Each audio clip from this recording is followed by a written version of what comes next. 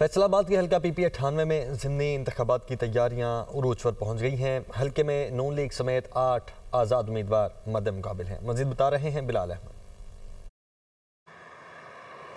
जी बिल्कुल, देखिए फैसलाबाद के हल्का PP98 झुमरा में भी ज़िमनी इंतखाब का मैदान 23 नवंबर को सजेगा। यहाँ पर मजमूई तौर पर 2,89,690 वोटर्स की तादाद है, जिनमें 1,55,901 मर्द वोटर हैं, जबकि 1,33,789 ख़वातीन वोटर्स हैं। पोलिंग स्टेशन की बात की जाए तो यहाँ पर मजमूई तौर पर 171 पोलिंग स्टेशन बनाए गए हैं। पोलिंग बूथ की अगर बात की जाए तो 548 मजमूई तौर पर, और उम्मीदवारों की अगर आपको तादाद बताऊं तो वो 8 अब रह चुकी है। अगर इस हल्के के अहम इलाकों की बात की जाए जहां पर ज़्यादा मुकाबले की जो फ़िज़ा वो बरकरार रहने का इम्कान है, वो झुमरा सिटी का इलाका है, नल्ले वाला है, 186, 187, 189 गेदड़ी का इलाका है, बरनाला है, बागे वाला है, लूना भट्टियाँ है, पीरा वाला है, इसके अलावा सालार वाला, बहलोलपुर और 47 मल के इलाके शामिल हैं। वोटर्स हैं वो अपने अपने उम्मीदवारों को सपोर्ट करते हुए नज़र आ रहे हैं, और